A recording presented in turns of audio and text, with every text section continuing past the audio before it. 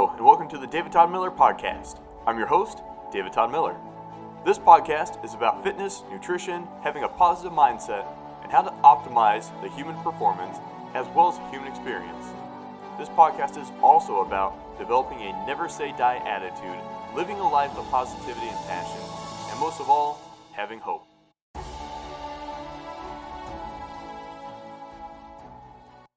How's it going, everybody? So today we have on a special guest, my great friend Dave Jones. Dave and I went to Southeast Missouri State University together. Shout out to everybody in the Midwest. I'm on the East Coast right now, but Dave is also a Midwest guy, and he was my partner in crime with like group training.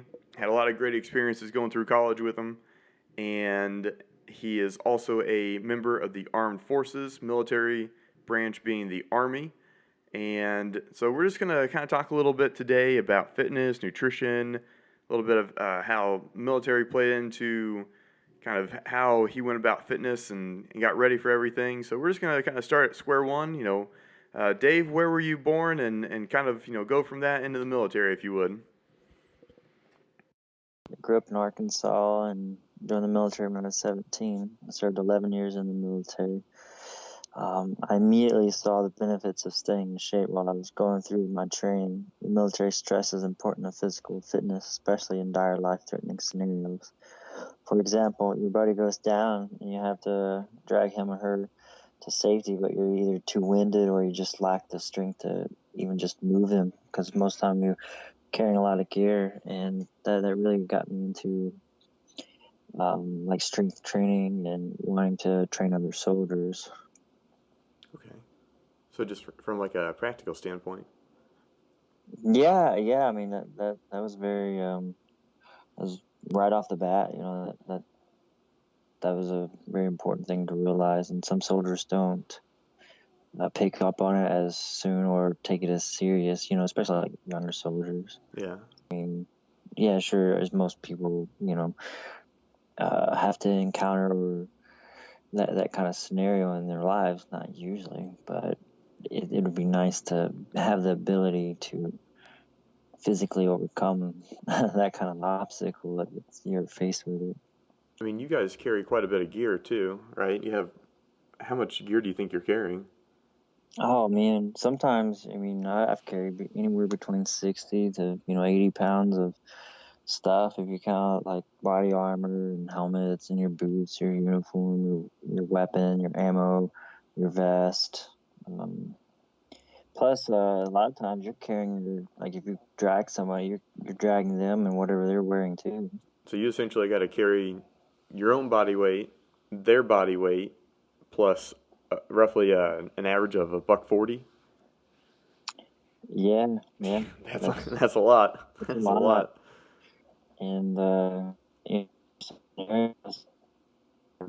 might use the terrain to help you, or you might be able to slide your buddy on gravel, which will move a lot easier. But then if you're in mud, you're hardly ever not going to get much traction. So I've dealt with a lot of different terrain, and you really need to have that strength. Sure, when in life or death situation, you get the adrenaline going, but it's pretty important to be able to do it. I hadn't even thought of like the being on any kind of like mud or gravel or anything like that. You always picture you're moving a lot of weight, but you're on nice solid ground and good to go. Yeah. I've done some exhausting training scenarios in mud where you're doing like an Aiden litter, where you got like 4 people carrying, somebody that's average of 2 to 240 pounds for maybe like a mile. Oh, I mean, yeah, that might be a little extreme and maybe, unrealistic in most scenarios, but just it has happened before in combat where they've been carried for really long distances. Gotta get out to the safe zone for the helicopter, right? Right, exactly. Gotta get to the LZ, right? Yep. So just from the physical, just life-threatening situation, training helps out, and can be a life or death situation. So when you were training for that, what kind of were you doing, more Olympic lifting or like a CrossFit style or just kind of old school bodybuilding? Um, so I usually take a I guess, faceted approach where, you're definitely the running and sprints. Sometimes you gotta run up there and quick and, uh, I guess use that energy pathway to get the job done. And then sometimes when you got the long distances, you gotta have that too. So really a good mix of short sprint training plus long endurance training. There's not really one size fits all, but I did do a lot of say endurance training for like higher rep squats, deadlifts, just build overall mass and gets you kind of prepared to like just moving a large amount of weights in general. So when you would do that kind of training, did you adjust your nutrition? I know in the military they you got like the MREs, but did they kind of let you have a little leeway, or did they say this is what you got to eat, and that may be enough fuel for you, or it may not? Yeah, so like when you're in training, a lot of times you are limited to what they provide. From a military standpoint, they provide you everything that you need, but from a more educational background standpoint, I guess you've just got to try to make the best decisions with what options you have, and instead of going for those really sweet stuff that may be available, maybe you can trade some of the junk food that comes in the MRE for some more healthier options. Because there's always going to be soldiers that they want the sweets or junk food or whatever, and they'll gladly trade you. Yeah. And if that's an option, then take advantage of it. It's not really helping them out, but honestly, if they can get a hold of it, they're going to do whatever they're going to get it from somewhere. So, um, In the food that you had, did you feel like it gave you enough energy to do what you're doing, or do you feel constantly hungry, or you're just like throwing them um, back? I mean, looking back on it, I felt like it's quite a bit, or quite often, not satisfied with the amount of food, or if you may have enough food or in the MRE for that particular training day, but sometimes you're just limited on time and you just pick and choose what provides the most amount of calories in the shortest amount of time. Stuff that's easier to eat, or you forgo warming it up with the water heaters or whatever, and just eating stuff cold, and that way you have more time to eat more, to intake more calories. Gotcha. Um, I remember a while back you saying something that, um, something to the fact that you were burning just so many calories that it felt like you're just always hungry, and how much do you think you're burning a day? Again, it goes to depending on what you're doing. I mean, if you start a 5 o'clock regiment, say you start the day off with a mandatory 2 to 4 mile run, then you immediately start doing tactical training, entering clearing rooms, and maybe you switch to more live scenarios where you're getting bombarded with dummy grenades and you have to go assault buildings and these compounds. I mean, some of these raids and stuff can take 2, 3 hours out of your day, and then Man, especially if you gotta do say land navigation to get there, so you're just walking and running like say a whole day. I mean, I think could add up, uh, you know, several thousand calories, no problem. jeez. That's why I've eaten 3,000 calories before and just still feel like I'm starving. At the end of the day. And all that training, you're still wearing that 70 pounds of gear too, right? Yeah, yeah. Most of the time you're still wearing your armor. Yeah, because if you don't wear it, then you're not getting conditioned to carry it. So after a while, you did it feel more or less just kind of like a heavy coat, or Yeah, you could yeah, still kind of notice it. yeah. Actually, it does become quite comfortable when you start wearing it all the time. I mean, not everybody looks at it that way, but um, you do definitely adjust for it. I'm sure you're going to get aches and pains when you first start just because that the extra load that you're carrying, but you do adjust to it and becomes like kind of second nature, and you can start jogging with it and feel pretty comfortable wearing it. Okay, I can see that. So how would you say your exercise and nutrition has changed outside of the military? I know, back when we were in college, you were still in great shape, um, definitely aerobically, and the few times we've talked about strength training, you said you were, I forget the multiple, but it was pretty impressive from your body weight. It's like a 1.5 or a 2, something like that.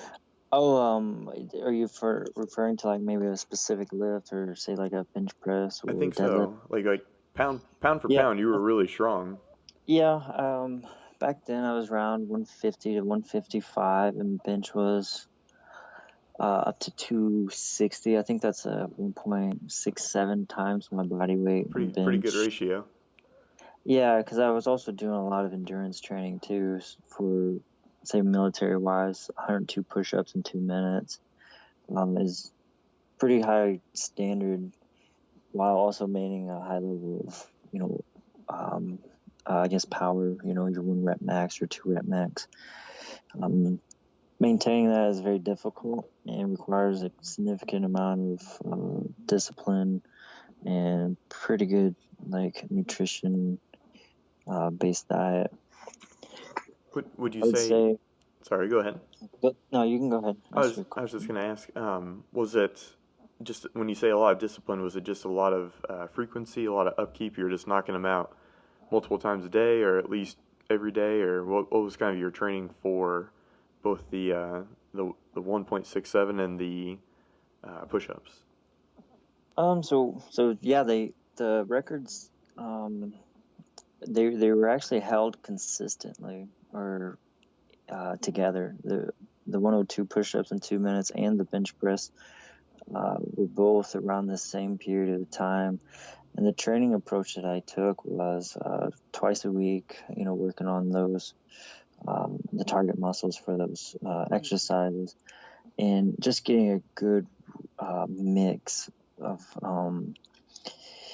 say you start off with your standard bench press and then incline, decline, pretty standard way of training for strength. But then you also move to say dumbbells and uh, higher reps mixed in with the heavier weights. And at the end of it, I always do like a burnout and do say a set of push-ups and then push-ups on my knees and then push up off a bench, and sometimes I'll even do push-ups off the wall where I'm just can barely push myself off, and um, just getting that good mix of training went a long way. I think a lot of discipline that people overlook is sting, overlook the amount of rest time required when you're doing such a program. So when I say say 2 times a week, you're not doing all those lifts on both of those days. You can kind of mix and match and have a heavier day versus a lighter day on the second day of the week. On the heavier days, how many reps are you shooting for? Is it more like a 3 or 4? And on the higher days, are you shooting upwards of like 30 or 50, or is it just kind of until you hit failure?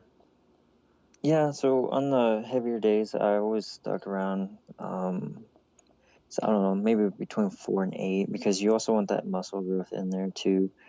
I think the research that I've done is the lower the reps, the less muscle growth that you'll get from it. So you're trying to just be well rounded and have that muscle growth, which will eventually turn into more strength. So I was trying to get a good balance there because of uh, the requirement to move your own body weight when it comes to like doing push-ups and stuff like. So didn't want to focus too heavily on like a 1 rep max, but the strength came regardless. So it kind of worked into my favor. So endurance, when it comes to more than endurance, I stuck, I think, anywhere between 15 and 25 on average for reps, and then just burning yourself out at the very end. Okay. And at the very end, you mean just like that last set? Yeah, just the last set, maybe the last two. For instance, I mentioned the push-ups and no real target number at the very end. Just do as many push-ups as you can, and then make it a little easier. Kind of like a drop set, doing a drop set. Say dumbbell curls, and just going from, let's say, a 30 to 25 to a 20 to 15, 10, etc. till you're done, and then that's the last thing that you do, and then call it quits. Okay. How would you say your nutrition changed once you were able to just kind of have free for all? You weren't on the MREs or the quote unquote chow. Nutrition is I think it's changed quite a bit over the years. I've always been very I guess aware of eating the right foods. That's kind of subjective to depends on who you talk to and what nutrition books and schools that you go to. But in general, just avoid the sugar, carbs, that kind of thing is the probably the most helpful approach that I took was getting away from all this stuff that you've like, okay, I really don't need this stuff that can make me kind of lethargic and hold me back. And eventually I got to a point where it was super strict, and so far that even condiments like ketchup and barbecue sauce and that stuff that has a little extra sugar, I was just eliminating as much as I could. And it really started making me feel better and just overall more energetic. But then again, you have to compensate those calories that you're losing from stuff that you typically would eat. You start having to start eating more of the raw foods and stuff to kind of get those calories back, but more of a and gain more of a positive result from it. So it's not something that you can do overnight, especially with a Western diet. You grow up on grandma feeding you chicken and dumplings or fried food or Yeah. whatever, and so you get accustomed to this, these bad foods, so to speak, in your life. So you just don't want to kind of quit cold turkey overnight, because a lot of times those diets they don't stick with you. So let's say it took about a year to have this overall nutritional overhaul, I guess you'd say, to really start noticing huge changes. Okay. And so are you going like no carb, or is it just like cutting out the sugar, but you're still having like sweet potatoes, oatmeal, that kind of thing? Yeah, exactly. Just so no one, like the way I usually train or have someone else train is like the whole highly restricted diet doesn't generally work for the average, person, I guess. 9 to 5 worker, it doesn't work out every single day, doesn't do competition or play sports, just for a typical American, if you will. That kind of approach doesn't really work the best, because people, they notice, they want to have some kind of happiness in their life, and a lot of times they rely on food. So cutting out all carbs, well, it's not really the right answer. But again, like you're mentioning, oatmeal and stuff like that is a fruits and vegetables. It's a better way of looking at carbs instead of saying all carbs are bad with, say, sugar. I've tried a ketogenic diet probably like 5 or 6 times, and initially Mm-hmm. I feel pretty good mentally, but then my performance will go down, and they always say that there's like the adaptation phase for the your your body to run on fat more or less. And I've never really been able to get to a point where I can keep that high intensity, which makes sense. You're running off of glucose during that time, so I've kind of gotten to the point where I think almost like a targeted ketogenic diet is really good. Just have a little bit of carbs right before your workout, assuming you're doing a high intensity and not just kind of like walking on the treadmill or going for a jog outside. And then the rest of the day, just kind of having like a good amount of protein. Probably too much for a true ketogenic diet, but keeping the carbohydrates low. And when I've done that, I've had pretty good mental clarity. No large fluctuations in energy and that kind of thing. And I think when people are wanting to, kind of have that food as either like a recreational or a social or just kind of a pick me up. Um, Carbohydrates are definitely one of those. Going to like it'll elicit serotonin that'll make you feel good. Hmm. So I've tried to dabble and find alternatives that are lower calorie, because that's usually what hurts most people.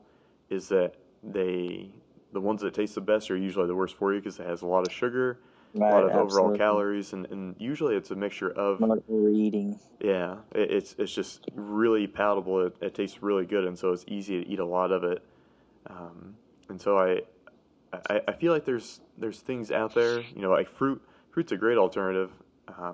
It's I remember coming across and reading that it's like nature's candy, and especially Right. if you you can make like a shake out of just simply like a banana or ice cream. It's kind of what I was thinking. You can get a banana, maybe some non-fat A little vanilla. non-fat milk, or like some almond milk, coconut milk, and maybe like a scoop of chocolate protein powder, and you've got chocolate banana uh, ice cream that's more or less tastes very similar to what you might eat and have eaten 400 or 500 calories with, and this might only be like 150, 200.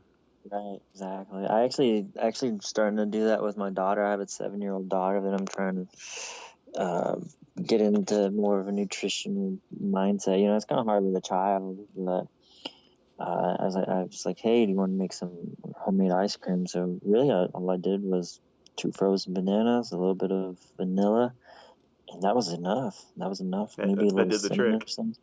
Yeah, and I think it's the texture that for a child, they kind of correlate that with a ice cream texture. So she was much more happy with it mixed up like that than eating the banana by itself. Yeah.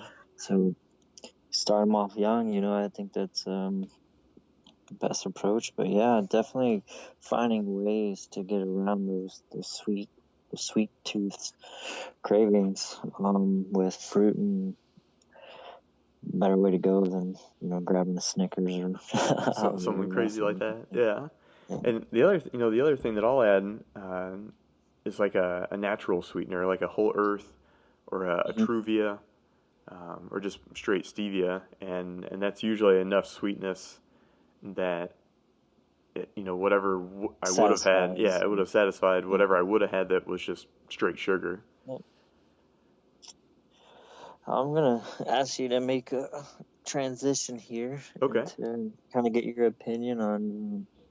So I've been reading a little bit about cooking raw vegetables, and I've been wanting to just get more up to par with cooking and um, trying to figure out like the science behind it. But I've done a lot of reading about cooking with raw vegetables. Do you know like cooking some vegetables, it destroys vitamin C, but uh, it's plentiful in most diets, so it's really not a huge issue. But when, say, cooking tomatoes, it actually boosts the amount of lycopene. And the reason why cooking some vegetables is better for you is because the cell walls of the vegetables, they break down these thick walls and aids in nutrient absorption in the body. Say, for instance, foods to consider maybe, say, carrots, spinach, mushrooms, cabbage, pumpkins, definitely asparagus, peppers, and there's several others that you can consider. But just wondering what your thoughts are.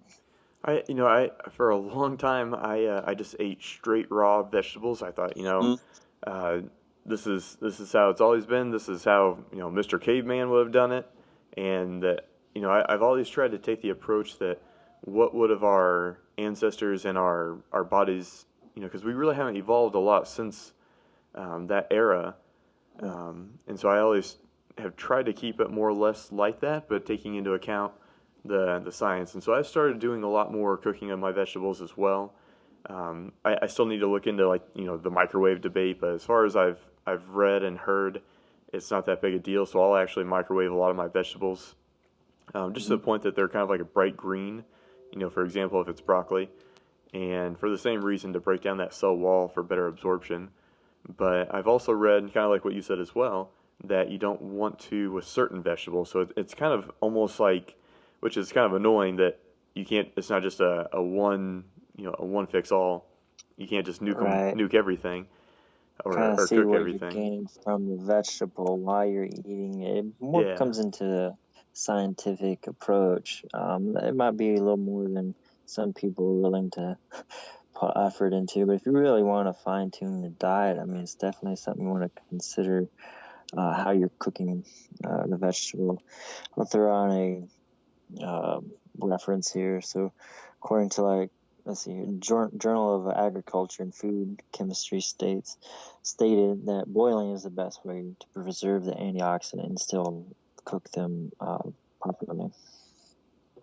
I could see that. Uh, And a lot of people refer to say boiling versus steaming, but according to this journal, they were saying boiling, which is contradictory to several other research articles I've read. So it's kind of a difficult. it's like a Um, gray zone, and there's yeah, some people yeah, that say, you want to boil it, you want to make sure you do it this way, and other people are like, no, no, don't do that. So it's confusing, and I've I'll if I boil my vegetables, what I'll do is, and I think this is kind of what they might have been uh, referring to, or maybe um, saying indirectly, is that like if you boil the vegetables, that especially if you do it to a certain extent, you're gonna overdo it, right? So that's one thing you definitely yeah, want to do is overcook it, but it'll start to because you're breaking down the cell wall, it'll start to leach out into the water,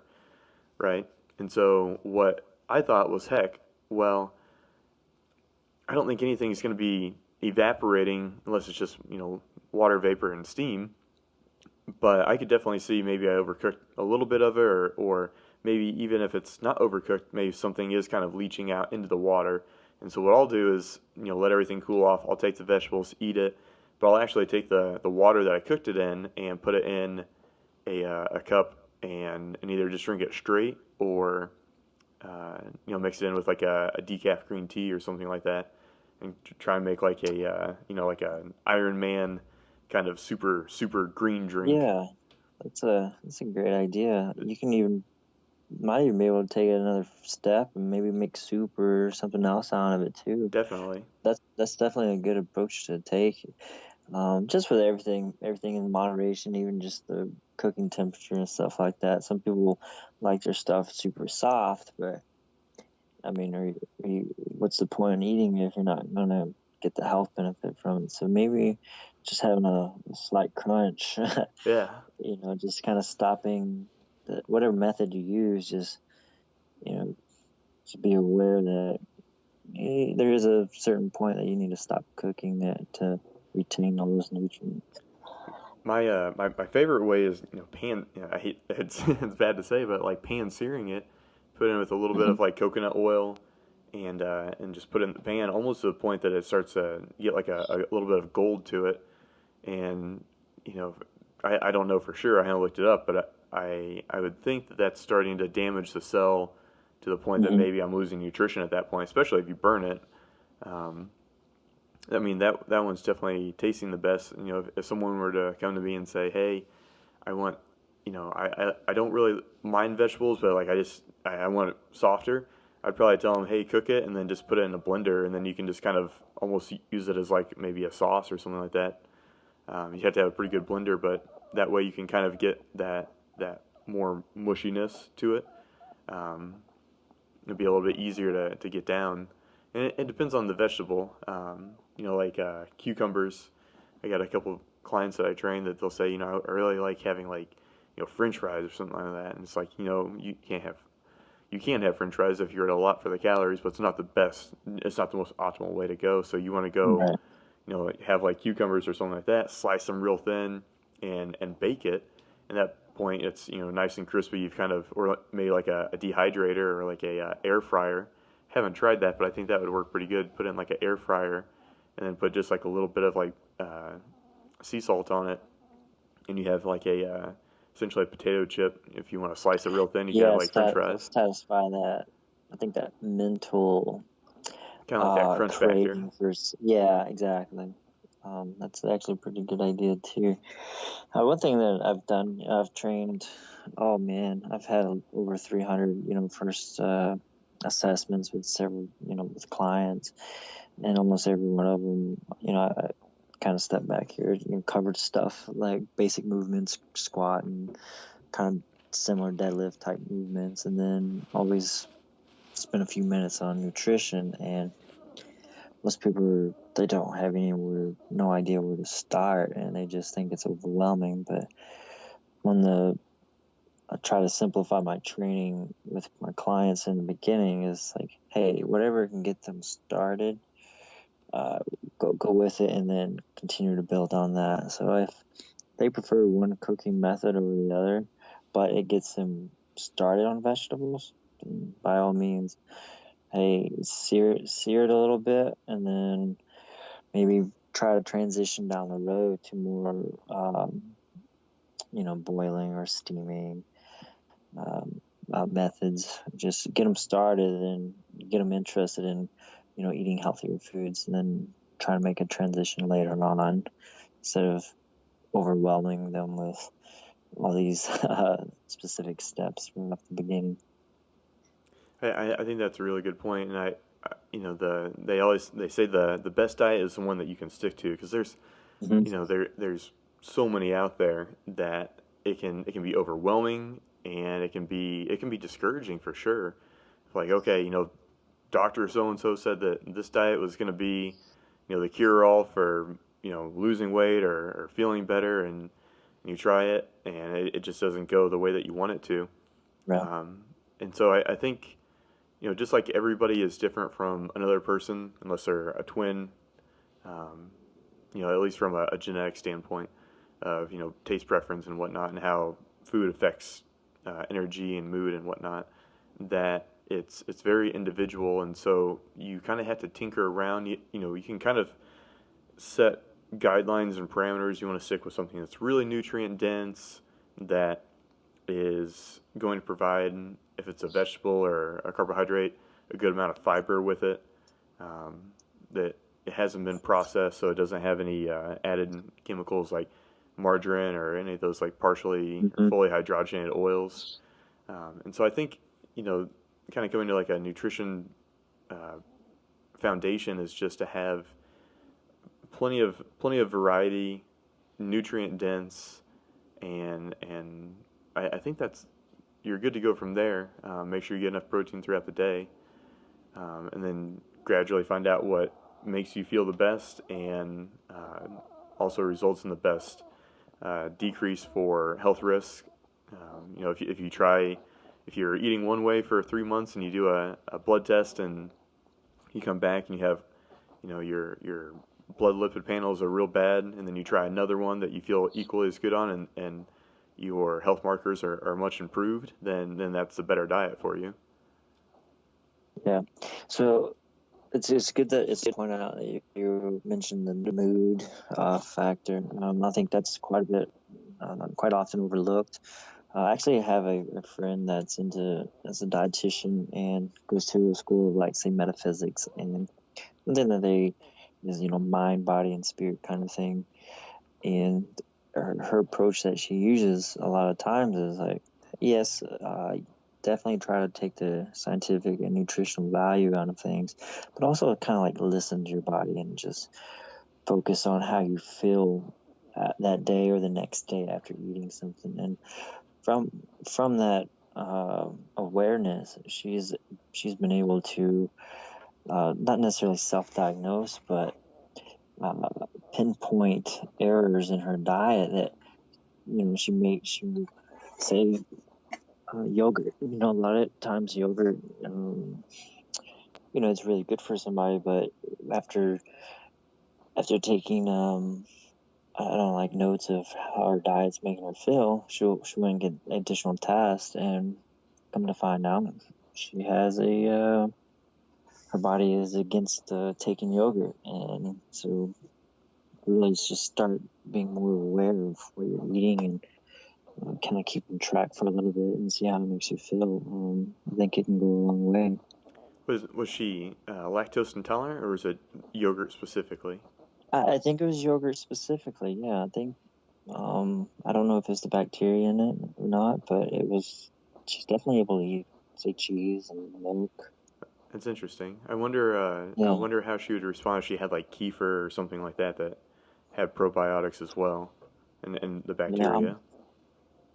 I'm not sure, but it's definitely an interesting approach, and I do know that it's been such a long time since my whole idea of like cheat day ends up being a one cheat meal, and then cheat meal now is, I don't know. See, I would consider a bowl of cereal a dessert, like a cheap dessert. Definitely, It's not even anything this extreme now. But say the last time I've eaten, say, I don't know, boneless wings or something, it just makes me feel crap. yeah, It's not. It's just you gotta listen to your body and realize the effects that food's gonna have on it. It's kind of hard to do if that's all you eat all the time. But if you start eating clean and then introduce new things, or say good food versus bad food in your body, you'll definitely notice changes. definitely. And you're better than me, Dave. I'll go. It usually is only maybe once a month or once every 2 months, but I'll go and I'll have like an epic cheat meal. It'll just be one meal. I'll try to do it like early in the day. Sometimes it's at night, but like I'll knock out like a pizza and a half, or like go out to like a restaurant and just clear the place. But I definitely feel it the next day as well. I'll feel it an hour Yes. later. You just feel usually.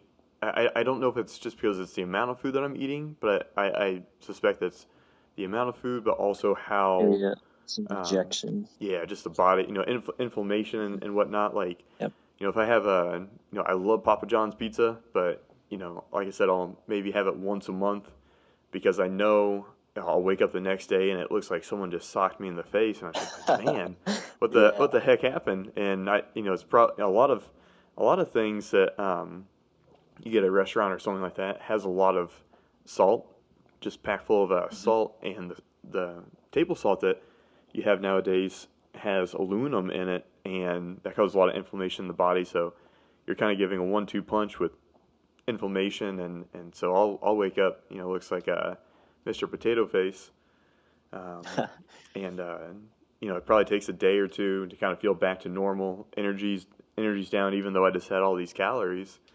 And kind of on the flip side of the coin is, every now and then I'll do, usually on those days following, I'll just do a 24-hour fast. I say, okay, well, I'll do feast famine, because I've seen a lot of benefits for uh, cardiovascular health, dropping or decreasing the risk for heart disease or cardiovascular disease by 20. I think I saw one study that was 25%.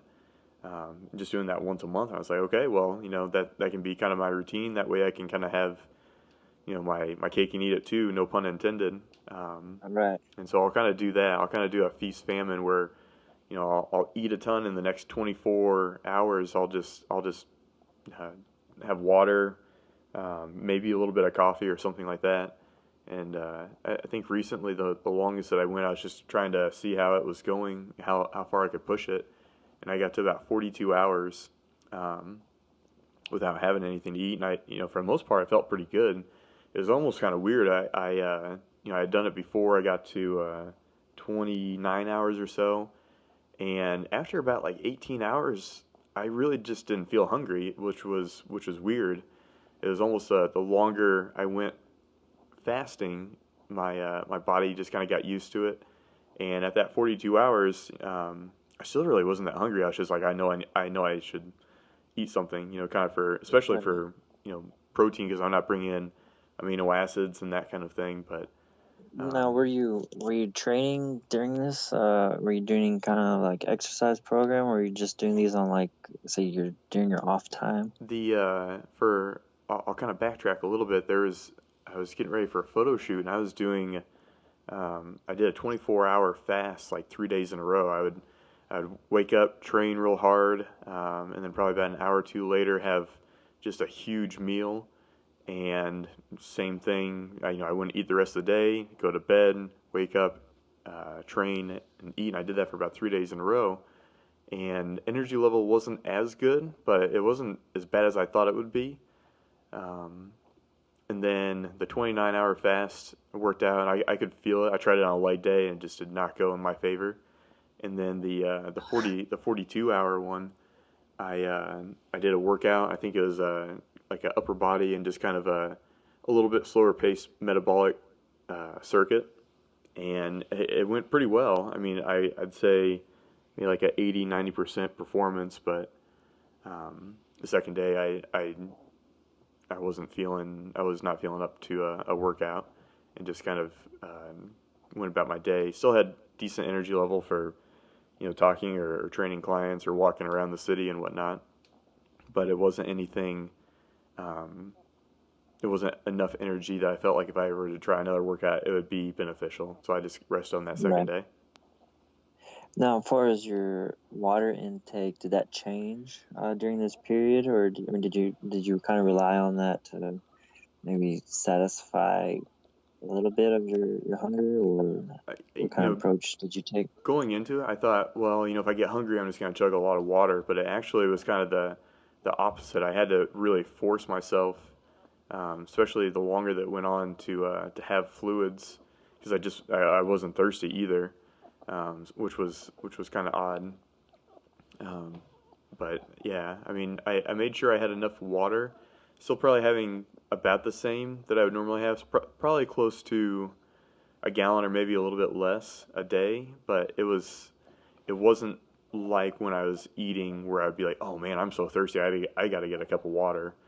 Even during the workout. So I don't know really if that was just kind of a personal thing or if that's common or what, but that was kind of my. Wonder if it has to, wonder if it has to do with what still intake water is still a digestion process that uses energy. Maybe it's you know, do you think it's a body's natural way of saying, kind of maybe a deterrent, um, to kind of save your energy because of lack of food or something? Uh, Possibly. And then I kind of wonder. I follow this other guy, Thomas DeLauer, on YouTube. He's the what he talks about is pretty good detail, based on science. And disclaimer off of his disclaimer is like you don't want to do this, and it's really only done under clinical scenarios. Mhm. But he was talking about dry fasting, where you will actually break down body fat, um, because you're getting hydrogen, I believe hydrogen molecules or atoms, and it's combining with the oxygen that you're breathing, and it's making water. It's supposed to be like the most pure water that you can have in your body. So I kind of wonder if later on that's what started happening. If maybe Mhm. I was having a reaction where the fat was being broken down to the point that it was combining with the air that I was breathing and making water, and for that reason I just didn't have as much. Or maybe it had nothing to do with that, and it was just because I wasn't eating, maybe I wasn't bringing enough salt in, that it wasn't stimulating somewhere in the brain to say, hey, you need to drink some water. But I recognized that, and just made a point of consuming some throughout the day. Yeah, well, that's definitely an interesting. Um, I haven't ever heard that before because I'm very much into, oh man, hydrate. The army when he says hydrate or die kind of thing. It's a big So one. yeah, yeah. So I definitely, like you said, a disclaimer here. Make sure you're under physician's control, and definitely probably not recommended to Yeah, I don't your recommend it average either. person, right? Anything that forces you to dehydrate or anything like that is It's hard on the system. probably not the best approach, right? Yeah, definitely not recommended, but maybe Right. just kind of theorizing out loud that maybe that's why I wasn't as thirsty. But um, I would suspect more on the side of just because I wasn't having food, that my body didn't need as much fluid to maybe break it down or digest it or transport the nutrients. All those kind of reasons. Yeah, it definitely gives you kind of, it's food for thought, as to how amazing the body is and what it does to get what it needs. So very, Disagree. very resourceful.